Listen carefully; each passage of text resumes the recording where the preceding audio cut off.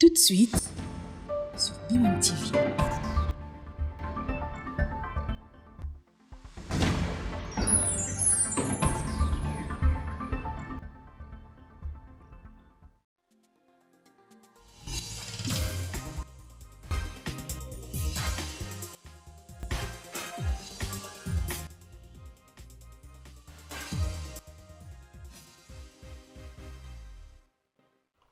Très heureuse de vous retrouver, Madame, Messieurs. Bonjour et bienvenue dans ce journal dont voici le principal titre. Ituri va signer son désenclavement et faciliter des échanges commerciaux grâce à l'aéroport de Bunia qui sera bientôt opérationnel. Le travaux de modernisation évolue à grande vitesse. Le vice-premier ministre, ministre des Transports, fait l'état des lieux de cette infrastructure financée par le gouvernement congolais. La piste de cet aéroport est passée à une longueur de 2500 mètres permettant l'atterrissage de Boeing 737 comme l'ont démontré les essais positifs en mars 2026. Des femmes autochtones à la protection des forêts, 50 millions de dollars américains. C'est les développements prévus dans la feuille de route du programme d'agriculture durable pour la période 2026-2030, un programme lancé pour encourager les investissements dans les énergies propres et réduire la dépendance au bois de chauffage, une initiative portée par les fonds d'équipement des Nations Unies avec l'appui du FONARED. La RDC accélère son partenariat économique avec l'Angola. Le troisième forum économique entre les deux pays permet à leurs décideurs et opérateurs de réfléchir sur le moyen de faciliter les échanges et d'attirer les investissements mutuels. Ces assises dont les recommandations sont attendues aujourd'hui mettent l'accent sur le commerce transfrontalier et l'intégration sous-régionale, un cap tourné vers une croissance partagée entre les deux États. Très heureuse de vous retrouver une fois de plus, Madame, Messieurs. Commençons avec cette nouvelle, la modernisation de l'aéroport national de Bunia en Ituri tend vers son achèvement avec une réception provisoire prévue dans plus ou moins 3 mois. À Bunia, le vice-premier ministre, ministre des Transports et voies de communication fait l'état des lieux de cette infrastructure. À sa descente d'avion, Jean-Pierre Bemba Gombo a été accueilli par les commandants des opérations et gouverneurs militaires de l'Ituri, le lieutenant-général Luboyanka Chamadjoni, entouré des membres des comités provinciaux de sécurité. Première étape, visite de la tour de contrôle modernisée par l'entreprise congolaise Mogabaon.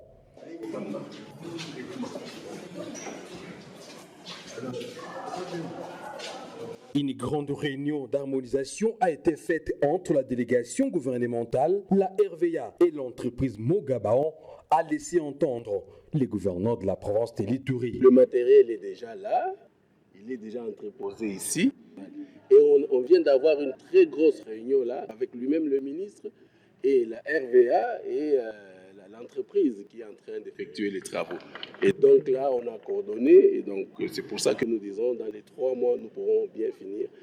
Et dès que tout sera fait, le chef de l'État pourra venir pour inaugurer. S'agissant de la qualification de Léopard de la RDC à la Coupe du Monde, le lieutenant-général Luboyanka Chamadjoni a dédié cette gloire aux Ituriens. Dès le début, nous avions déjà proclamé que l'Ituri, sa population, elle est unique. Et voilà, aujourd'hui, c'est notre fils qui vient de nous ouvrir 52 ans après, un fils iturien. Est-ce qu'on ne peut pas être content avec ça? Est-ce que maintenant vous pouvez me rejoindre pour les sceptiques? Offrons à Axel Touanzebe la paix. Disons-lui que Axel, tu as marqué le but. Nous aussi, nous allons marquer un deuxième but. C'est la réconciliation, le pardon.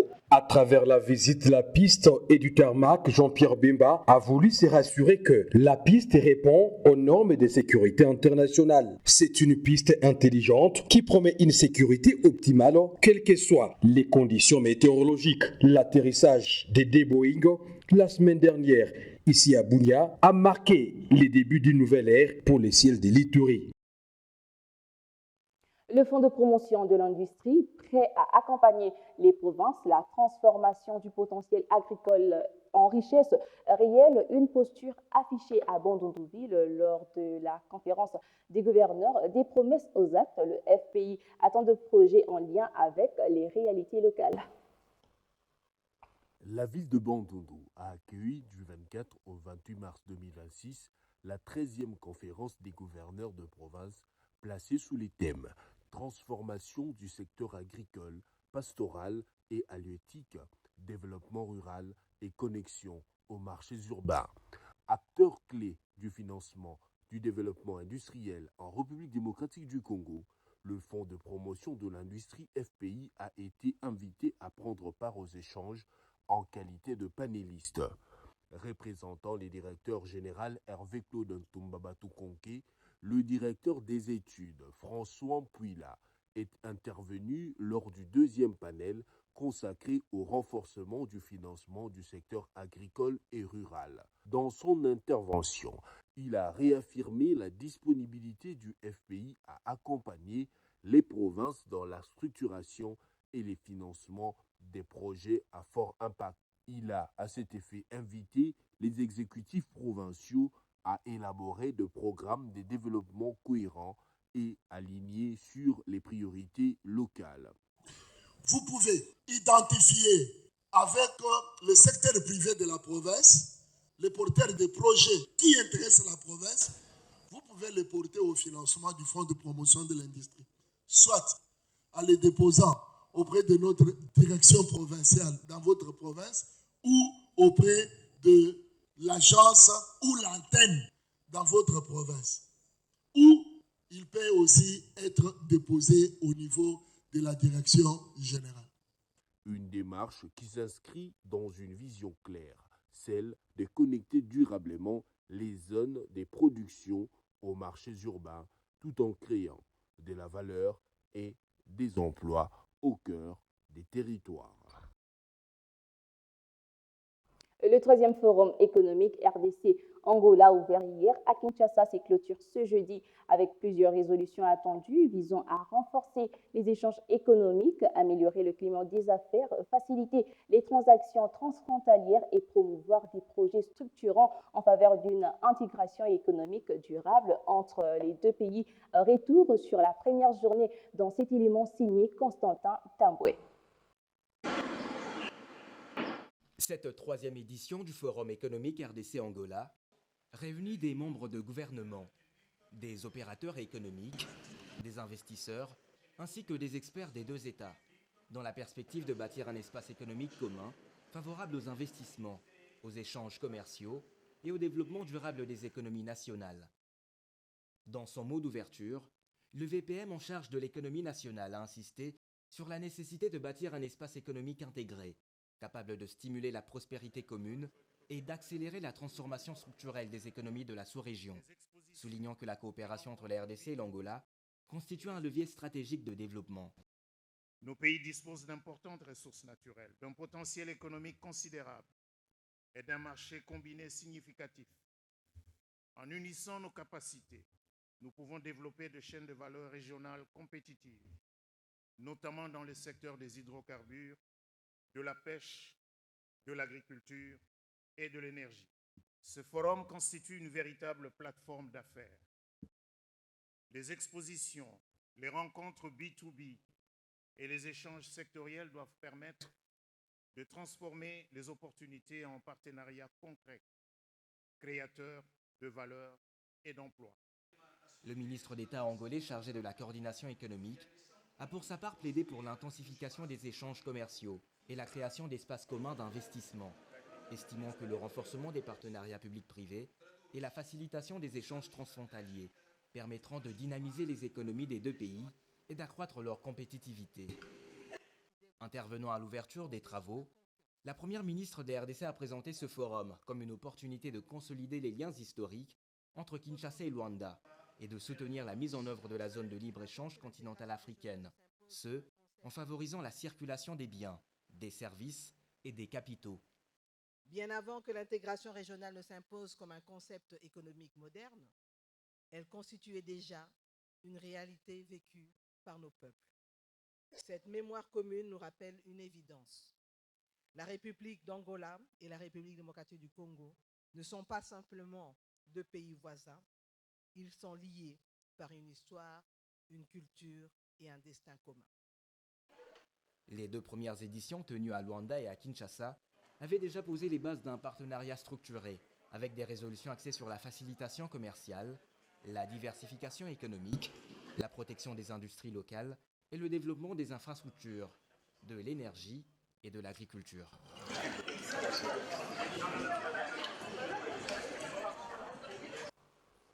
L'éducation est importante pour l'avenir des jeunes filles du Lualaba, attendues pour contribuer au développement de cette province. C'était le message clé de Fifi Masuka aux élèves et étudiants qu'elle avait rencontrés au village de Congrès. La gouverneure les a encouragés à étudier, croire en elles et dire non à la violence. Mettre la jeunesse féminine au cœur de l'action publique, c'est le choix posé par la gouverneure Fifi Masuka à l'occasion de la clôture du mois dédié aux droits de femmes. Cette cérémonie a réuni dans la somptueuse salle du village de Congrès élèves et étudiantes de différentes institutions. La représentante des étudiantes et élèves a salué ces gestes de valorisation posés par la chef de l'exécutif provincial. Excellence, votre présence parmi nous est un symbole fort.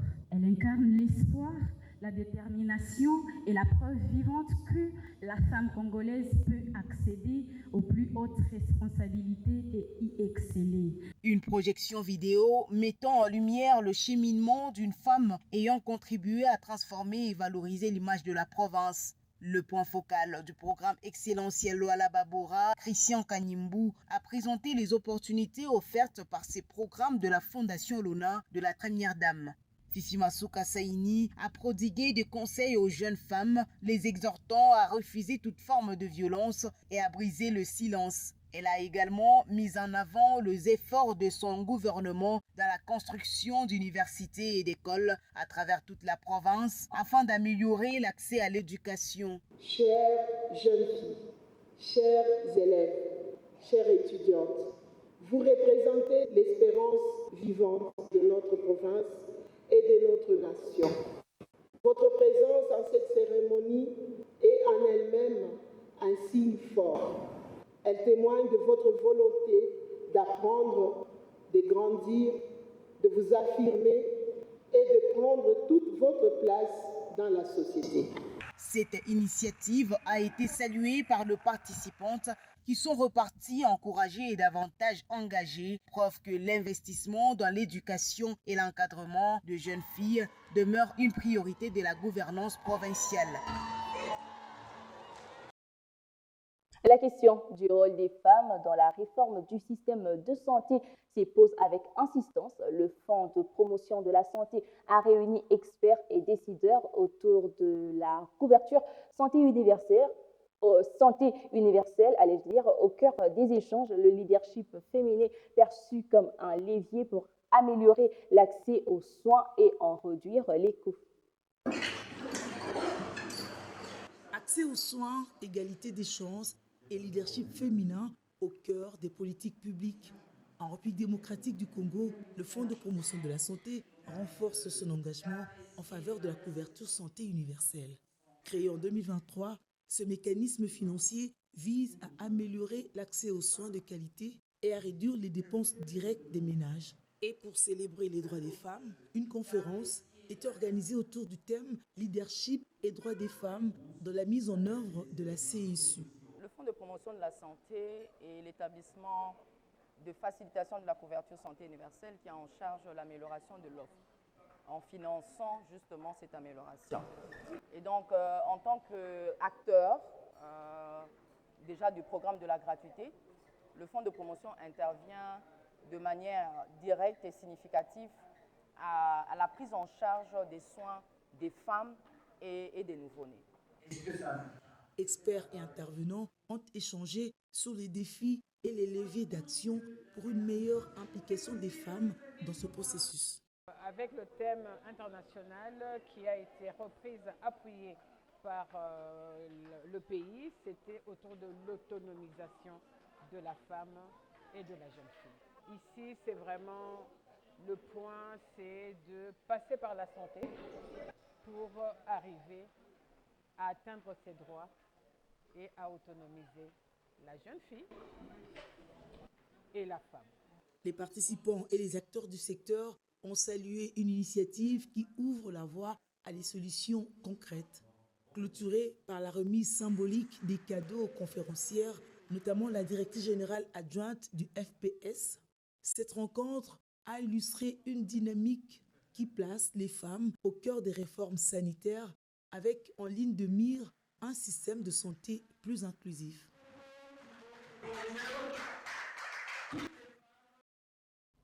Le personnel féminin de la Société des transports au Congo est célébré sur un temps pieux avant de boucler le mois de mars.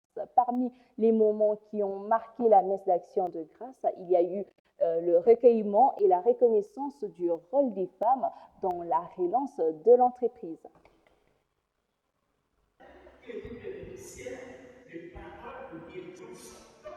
Cette messe exceptionnelle, célébrée à la paroisse Saint-Joseph de Kalamou, marquant la clôture des activités dédiées aux droits des femmes, en particulier pour le personnel féminin de la Société de transport public Transco.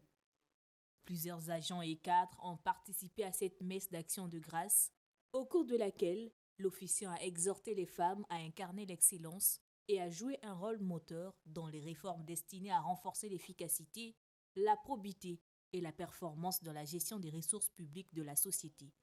Organisé par le comité de gestion de Transco, qui a salué l'engagement des femmes malgré les contraintes socio-professionnelles, mettant en lumière leur contribution à l'amélioration de la gouvernance et à la consolidation des acquis de cette entreprise étatique. Le directeur général, Jérémy Kiloubou Matondo, invité à s'adresser à ses agents, a rendu hommage à la gente féminine pour son dévouement et sa constance dans l'exercice de ses fonctions. Il a également sollicité leur accompagnement dans le plan de redressement économique et de développement baptisé Transco va changer.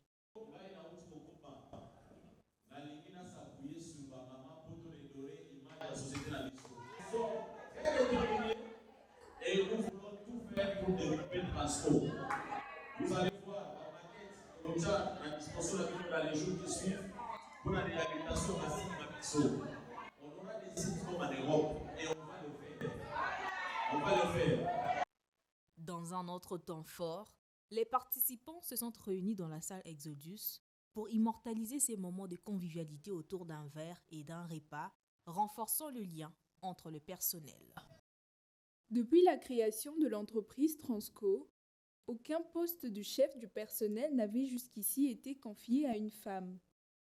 Aujourd'hui, avec l'avènement du directeur général, Jérémy Kiloubou, une nouvelle dynamique semble s'installer, ouvrant une voie à une représentation féminine au sein du service des ressources humaines.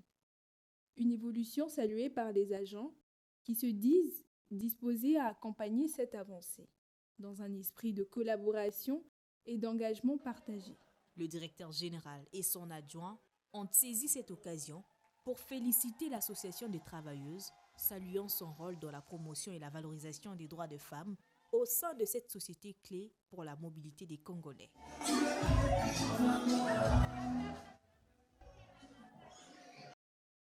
Les femmes autochtones ont aussi leur mot dans la conservation des forêts et le renforcement de l'économie de ménage en RDC. C'est ce qu'elles ont réclamé mardi à Kinshasa. Elles demandent l'accompagnement du gouvernement pour la valorisation des produits locaux. Finalité, faciliter leurs conditions de vie par l'intégration économique.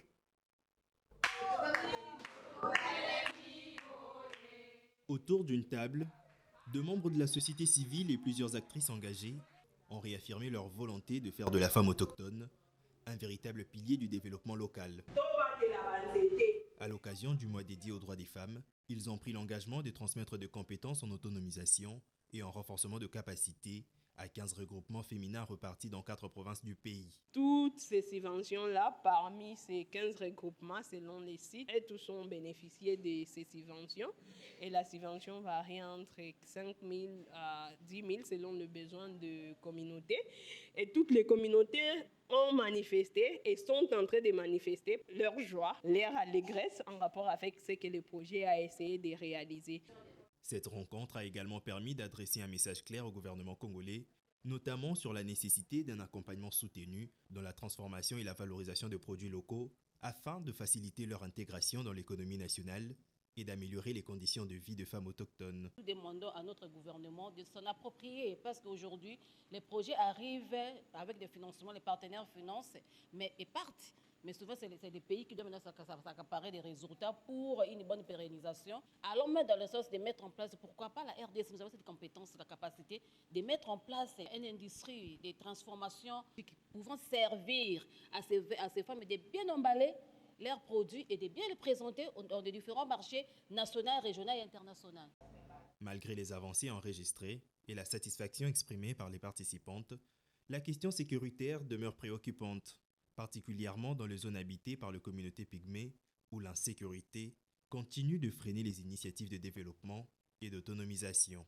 Les autres qui sont sur terrain, ils sont en insécurité, vraiment par rapport à ça. Je demande à notre président d'avoir comment on peut résoudre les problèmes là parce que les autres sont toujours violés. Et ceux qui sont victimes, ce sont des peuples autochtones pygmées. La mobilisation en faveur de femmes autochtones apparaît ainsi comme un enjeu majeur à la croisée de la protection de droits, du développement économique et du renforcement de la sécurité des communautés, conditions essentielles pour une inclusion durable.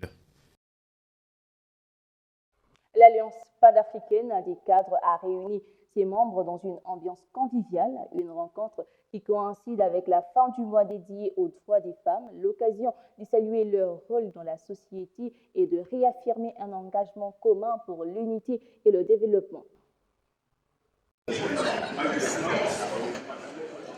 Au sein du parti Alliance panafricaine des cadres, la clôture du mois de la femme a été célébrée dans une ambiance à la fois conviviale et engagée, couplée à un échange de vœux et à la commémoration de l'anniversaire de son président, Jossard Étienne Tamboué.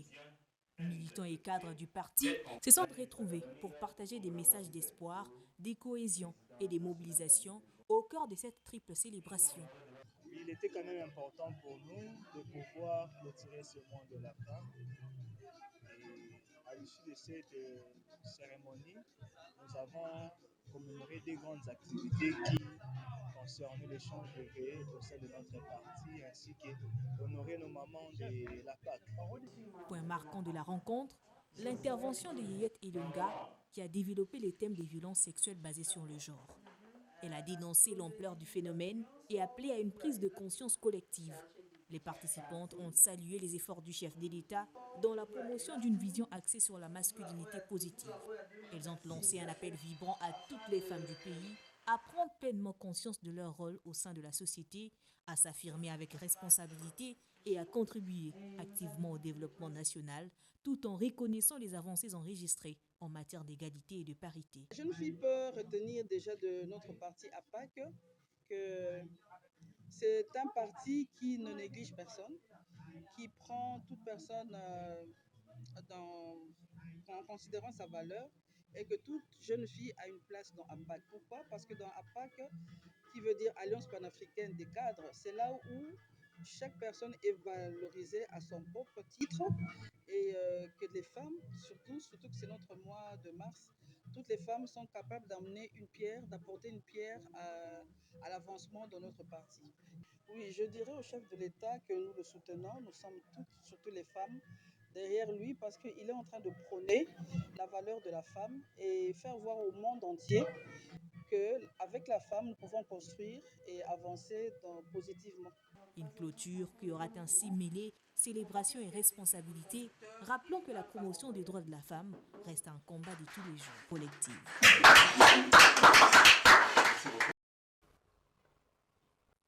Des femmes autochtones à la protection des forêts, 50 millions de dollars, c'est l'enveloppe prévue dans la feuille de route du programme d'agriculture durable pour la période 2026-2030, un programme lancé pour encourager les investissements dans les énergies propres et réduire la dépendance au bois de chauffage,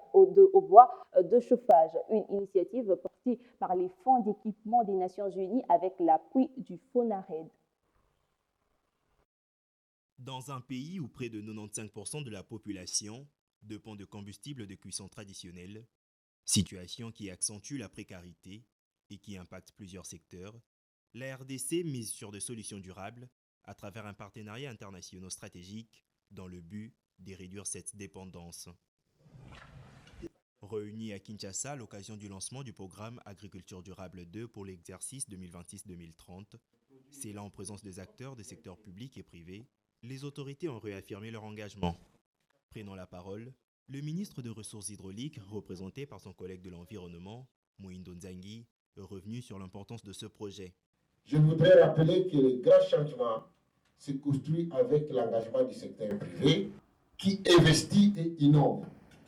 Prenez donc profit de ces investissements en les canalisant vers les projets promoteurs et pouvoir débloquer un changement substantiel, viable, réplicable et pouvoir être mis en échelle pour appuyer les réformes nationales du secteur de l'énergie. De son côté, le secrétaire exécutif national du FONARED a également glissé un mot. Les secteurs d'intervention sont stratégiquement ciblés dans ces programmes. Les gaz de pétrole liquéfié, je peux le citer. Les foyers améliorés de haute qualité, la micro-hydroélectricité et l'électricité solaire des entreprises agroforestières et agro-industrielles engagées dans la protection de la forêt. Il faut qu'il y ait d'autres. 50 millions de dollars américains, telle est la somme pour la réalisation de ce projet. Occasion pour le Royaume-Uni d'établir sur le chômage, tout en insistant également sur l'électrification solaire au niveau de communautés. Ça va vraiment dans l'orientation de notre nouvelle politique vers l'Afrique et aussi en RDC, d'être plus qu'un bailleur de fonds, d'être vraiment un partenaire, de stimuler le secteur privé. Il va aller à 62% d'accès aux énergies renouvelables. Ça veut dire mobiliser aussi beaucoup plus de financement. Et pour cela, la dynamique tout autour du compact énergétique de la République démocratique du Congo s'évalue à plus de 37 milliards de dollars américains. Une fois ce projet réalisé, les conditions de vie de population se verra améliorées et les forêts préservées pour une génération future.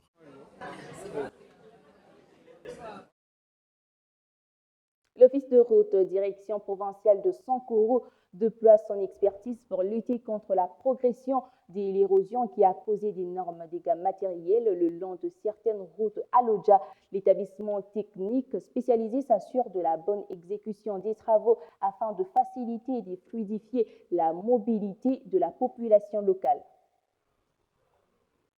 En seulement 2 mois et demi, les équipes techniques de l'Office de route à Lodja dans la province du Sankourou ont réalisé des avancées significatives, dépassant largement les prévisions initiales. Une performance d'autant plus remarquable que le projet n'a jusque-là bénéficié que d'un préfinancement limité à 20%. Malgré ces contraintes, une grande partie du ravin a déjà été stabilisée et remblayée, réduisant considérablement le risque pour le riverain. En parallèle à ces remblayages, la construction d'un collecteur d'eau progresse à un rythme soutenu, preuve d'une approche technique intégrée visant à assurer la durabilité de l'ouvrage et à prévenir toute résurgence du phénomène érosif. Pour Serge Moukamba, directeur provincial de l'Office de route au Sankourou, cette avancée repose avant tout sur une gestion rigoureuse et orientée vers les résultats. Presque déjà 2 mois et demi que nous sommes se trouvés encore ici pour vous faire voir ce que l'Office de route a réalisé comme travaux. Les travaux étaient en 2 phases. Il y avait, la première phase, c'était les rentrées de l'érosion et puis l'assainissement. Ici, nous sommes retrouvés pour les phases de l'assainissement. Ce que vous voyez ici, c'est le collecteur que nous sommes en train de construire. Déjà, nous sommes déjà à 15% des travaux exécutés déjà du collecteur. De l'autre côté, vous allez voir aussi les remblais que nous avons déjà fait. Presque, on est déjà à 60% avec les travaux de remblais. Pourquoi vous-même vous allez juger ce que nous avons déjà travaillé avec le financement qui nous était quand même donné. Au-delà de la performance technique, ces chantiers illustrent également la matérialisation d'une volonté politique affirmée au sommet de l'État. À la tête de l'Office de route, le directeur général Jano Kikanga Langoyi impulse une dynamique nouvelle, axée sur la performance, la rédévabilité et la valorisation du savoir-faire interne. Le planning, c'est 6 mois. Nous avons quand même jugé 6 mois. Nous sommes déjà avec 2 mois et demi. Vous avez vu ce que nous avons déjà fait comme travaux.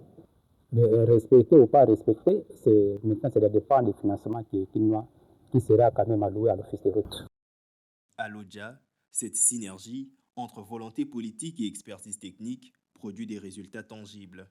Les populations, longtemps exposées aux menaces d'érosion, entrevoient enfin une issue durable à leur calvaire.